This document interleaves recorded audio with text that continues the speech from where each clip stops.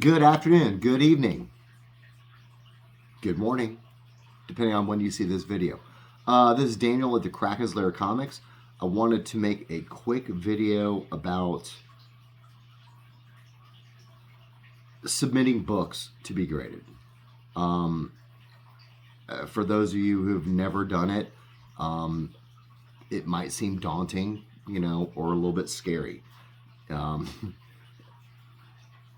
Off the rip, I understand like sending off comic books like that have been in your control and in your collection, however long you've owned them or how much you spent on them, to now let those get out of your control can be a little bit scary. It's almost like like sending your kids off to college. You're like, I've protected you and done my best for you, and like now I'm sending you out into the world, and it can be a little bit nerve wracking. Certainly if you're worried about a certain grade, I really need the 5.0 on this to make my money, or I need the 9.8 because I just love 9.8s. That can certainly be like very nerve wracking. So I thought maybe, I'm sending off books. I did a video about which books I'm sending off. I was going to walk through the entire process, but as I thought about it, and I was like, well, my subscribers watching me box stuff up or tape stuff or whatever, it's probably not the most compelling video. So this is sort of my best attempt to show people what the process is like. Now, I use PGX. I'm not going to go through why I use PGX. I've said it before. Basically, I am always pleased with their product and their services. If you want to use another grading company, great, do it. I'm sure the process is somewhat similar. So, I've got my big box, and I got my big box. So without like too much redundancy,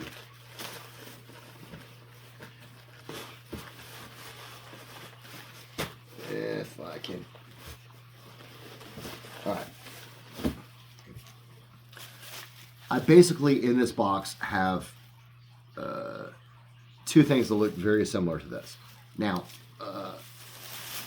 the first thing you do using PGX is you go online, and there's a very easy form to fill out.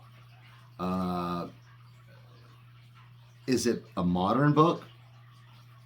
Is it standard? And there's a time frame on that. Or is it a golden age book? Beyond that, it's am I having it pressed and dry cleaned? Check the box or don't. There's a box for like signature verification. Check the box or don't. Then they ask for a fair market value of the book. This is basically for them and their insurance. So say if something catastrophic happens, they've included, a little bit of an upcharge based on what you say the value of the book is. So if you send off a book that's worth $2,000 and something goes really amiss, you'll get your money back from that grading company. I don't want to leave all kinds of personal information later. So the downloaded form, it kind of looks like this. Well, kind of. This is the form. To go through it, I have listed Golden Record reprint, Journey to Mystery, number 83. Grading is standard. Pressing standard, not a signature. I put a fair market value of $550. So the total to have this book graded, pressed, dry cleaned, graded is $45. The next one is Weird Science Fantasy, number 26. Now, it's a golden age. Pressing, standard, no signature. Excuse me. I put the fair market value of that at $400. So the total is $53. So I'm not seeing like where it's necessarily like fair market value, because the book before that was $550 and it cost $45. This one costs $53, both for the pressing. Perhaps the additional cost is because it's golden aged, a golden age book, from the 50s, that a little bit more care has to be taken with the press and dry clean. These are my first 3 golden age books I've ever sent off to get graded. I'm not going to be redundant, but the third one is Crime Suspense Stories number 16, also golden age, that has an apparent Al Williamson signature.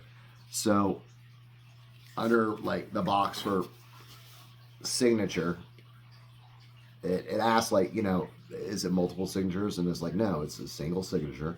So they put that, and that's going to cost me $68 for the pressing, the dry cleaning, the grading, and the signature.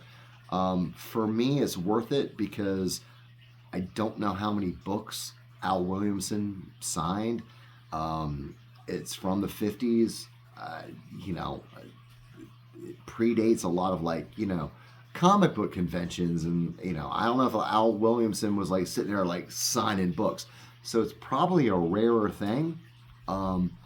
If that signature comes back authenticated,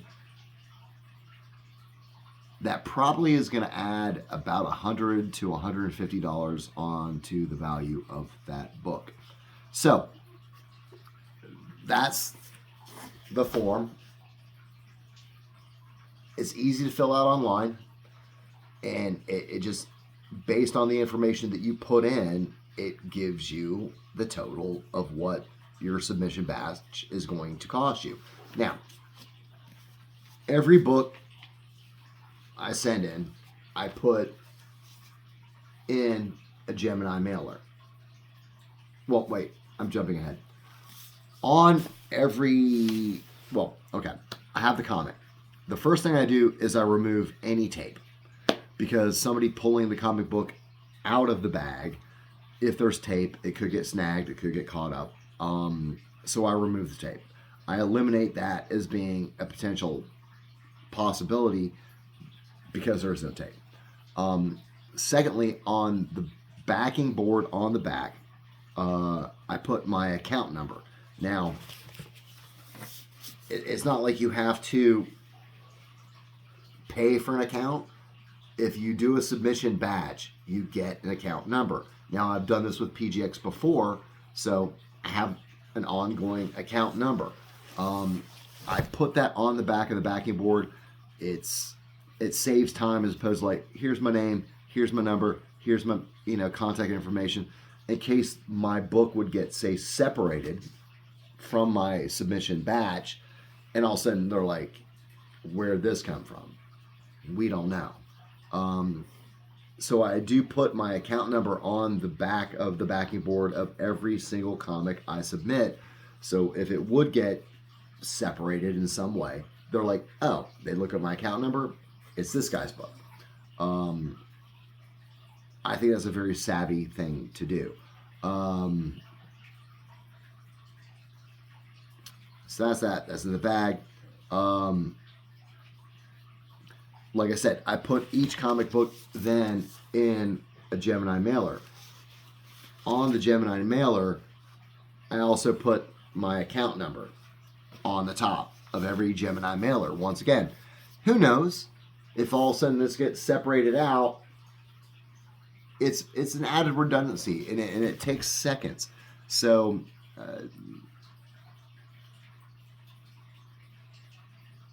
I wouldn't want to blame myself to be like, oh, if I had just taken the time to put my account number on the back of the backing board, or a redundancy, my account number on the Gemini mailer, and now my book's lost. Nobody wants that. Nobody wants that. The other thing they ask is that you actually put your submission form, right? So once they open up the bigger box that I have all this packaged in, right off the rip, it's like, boom, this is what's going on. These are the books that are supposed to be in this box, and make sure you keep them in order. I don't know how much that really matters, but like, why wouldn't you do that? So as they're looking at their invoice and they're like, oh, Golden Record reprint, Journey of Mystery number 83, Weird Science Fantasy 26. And they're going, yes, yes, yes, yes, yes. The other thing I would say is on the backing board, on the back, if there's additional information that like maybe you would want them to know. There's one of these books that has a small spine split at the bottom. So I included that information. So for the person grading it, pressing it, before they just like pull it out, start flipping the pages, it's like, no, there's a little bit of delicateness about this particular book. It already has a spine split. Like, please don't make it worse. Why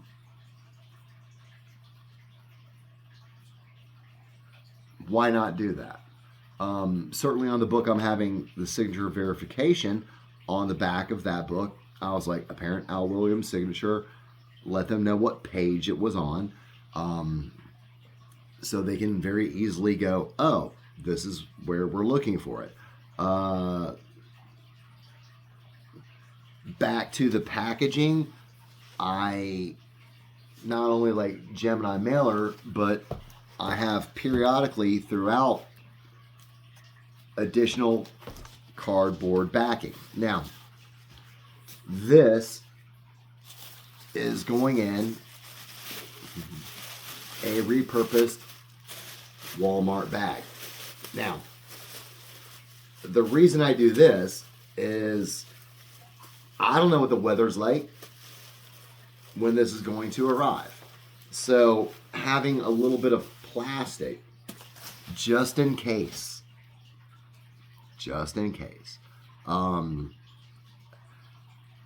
It's a preventative measure. So now I'll let you guys see. There's the couple books below. Same thing. Well, that's the backing board. So you can see where I've got a couple of books in the Gemini mailer, and on the bottom book, I also have the invoice. So just in case they were like, well, we're going to open up the box from here, which wouldn't make any sense, but maybe if they did it, there's still going to be a copy of the invoice right off the rip when they open up the box to see my account, see my name, see what comics are in this box. So, additional cardboard protection. Now, I'm going to put this back in this box.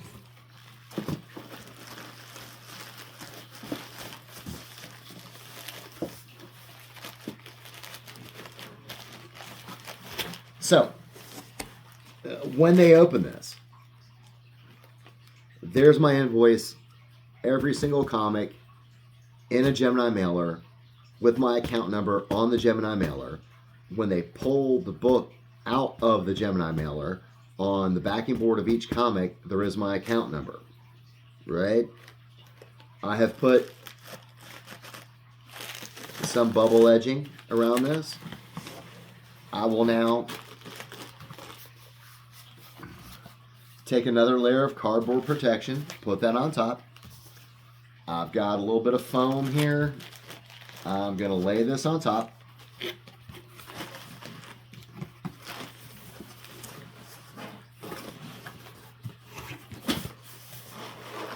I will close up the box, tape it shut, right? Bomb-proof. And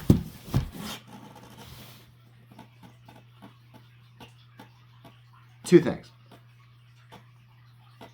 When I go to the post office to make the label, I do not put PGX, comic book grading company. I either put just straight up PGX or PGX company, because if there was, a thief in the mailroom that sees like, and once again, it doesn't matter what company. If you're like CGC Grading Company and they know comic books and like, wow, there's comic books in this box. So I don't want to like clue really any random person into, the fact that there could be something valuable in this. It might be worth me stealing. Secondly, insurance. Like I sent in Hulk 181 to be graded. I sent in Fantastic Four 48 that came back to the 8.0 to get graded. And so me knowing the value of those books, when I was buying the insurance, I'm at this little tiny post office in Winterville, little tiny post office. And I'm like, yes, I need $8,000 worth of insurance on this. And that was like, cost me like $90. Now granted, if the post office messed up, like, yes, I want my $8,000, my $10,000, and spending $90 to protect myself is worth it. However, this is now more cost I have put into the books, right? It's not just what I paid for the books and now the grading and blah, blah, blah. And if I would sell that, I have to now subtract that from my profit because I just spent an extra, whatever, $20, $25 per book to protect myself. After about the fourth or fifth time of doing this, the woman at Winterville Post Office was like, well, you can send it registered. And I guess registered mail is like sort of like if you're sending like stocks and bonds or something of that nature through the mail, it's an insurance, but for some reason it costs less. So at that point, I could get insurance on registered mail. Say I wanted $8,000 of coverage, and it costs $8, $9, not $90. And I'm like, wow, I'm glad you're telling me this now, but like you could have saved me some money my last 4 or 5 times I have come to do this. So,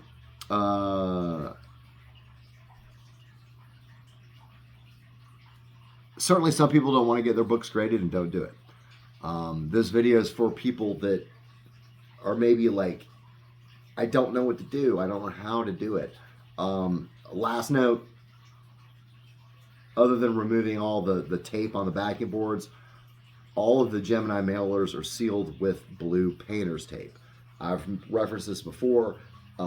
It's tape, so it's sticky. It will seal what you want it to seal, but it's not like super sticky, like where it's like, tear. Because if there's resistance, on the Gemini mailer, or if they have to use a knife to do it, or a pair of scissors, or an X-Acto blade, I don't want any sharp objects anywhere near my comic books. So the blue painter's tape, it does the job, it seals it, but like you can literally just tear it. So that's like a last little pro tip. I'll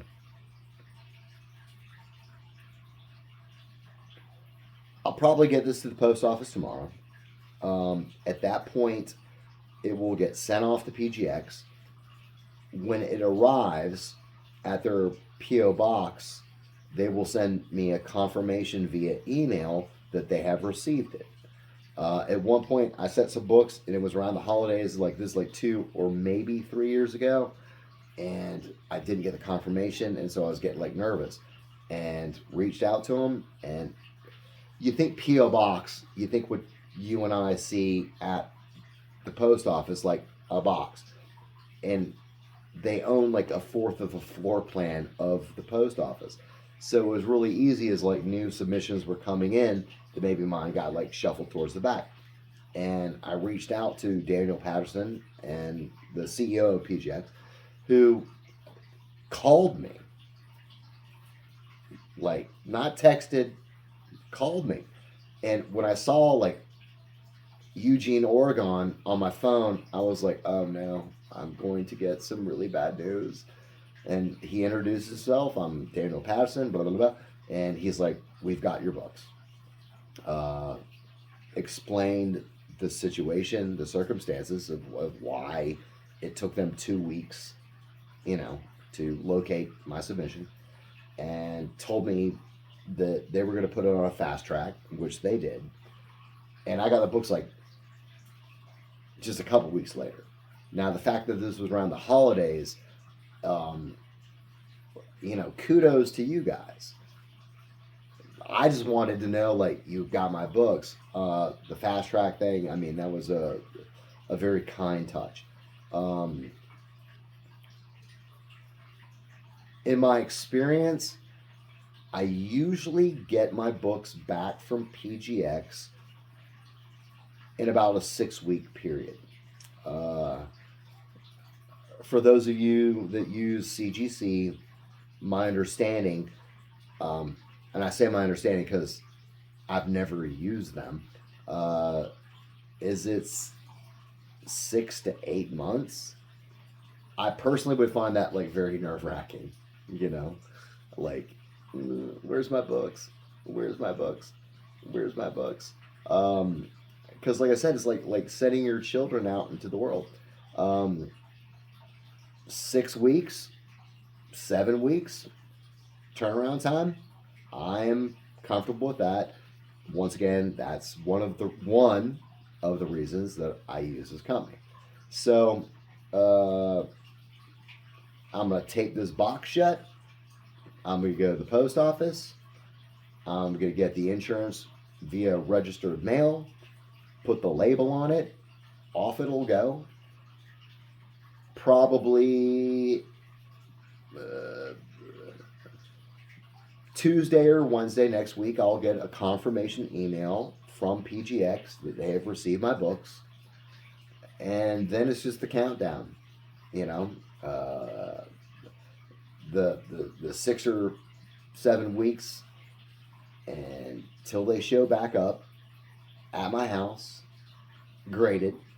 And I'm really excited, specifically about the signature book, because I have never submitted a book with a signature for signature verification. It's another reason I do use PGX is they do signature verification.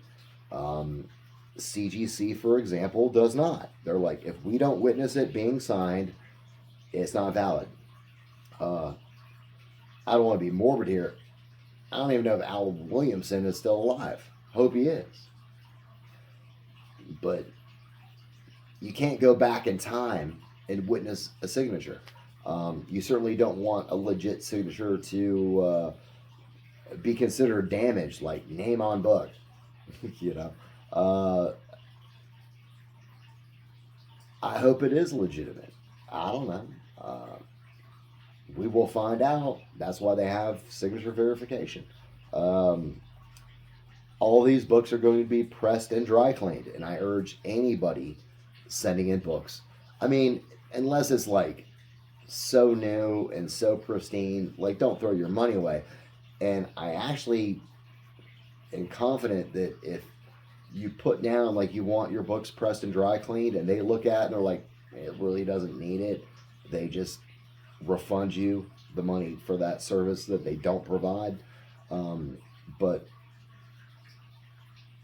I think the youngest book in this batch is like 1963. So I'm sure they can all use a pressing and a dry cleaning. And for me, the extra $25 to do it, whether it just makes the book present better, look better, or possibly by having that service provided before it's graded, might give it a 0.5 bump or a whole grade point bump up. That's totally worth it. Once again, with PGX, they do pressing and dry cleaning in-house. So I'm not sending my book to them, and then they're not sending it off somewhere else to be pressed and dry cleaned, which now has to get sent back to them and then back to me. That's my book too many times in the mail system. there's too many opportunities there for something to go amiss. So I do like that they do in-house pressing and dry cleaning. I think they do a pretty good job of it. So don't be nervous about the process of sending your books off. If you take a little bit of time and package your stuff properly, they're going to come back fine to you. And then you'll have it, in that nice hard plastic shell, protecting it, and you can see that grade on it, and you'll be happy. So don't be nervous about doing it. I want to say this probably like maybe the 5th time. Maybe the 6th, but 5th or 6th time. So the first time was the most nerve-wracking. The second time it got easier. The third, like now I'm just like, I know what to do. I package it up and I'm good. So when these books come back, we will do the live unboxing. Hopefully I will get my good buddy Chance to come out here, because we did do a video looking at these books where we both sort of guessed what we thought the grade would come back. I thought it'd be a fun exercise for him, because he doesn't have books graded, to like start to learn, because you do learn where I thought it was this and it came back this, whether higher or lower. And so you start to get better personally on grading your own books beyond your emotional bias maybe about the book. And so we did that video, and I might have to wait for when they arrive until I can get a Chance out here, but I can do that. And we'll do the unboxing and go back to the video of where he guessed it was going to be this grade and I guessed it was going to be this grade, and we'll see how we did. So everybody, comic book community, my subscribers, I'm at 92. I'm so close to 100. I don't even know why it matters. It's just a number, but I've been doing this like 3 years, and I just like sort of like, I got 80, I get 85, and I lose a couple, and then I gain a couple. 92. I love every one of you guys. I hope you guys enjoyed this. I hope the information has been helpful. And as always, enjoy comics and enjoy comic book collecting. Thank you from Daniel at the Kraken's Lair Comics. Everybody have a good day.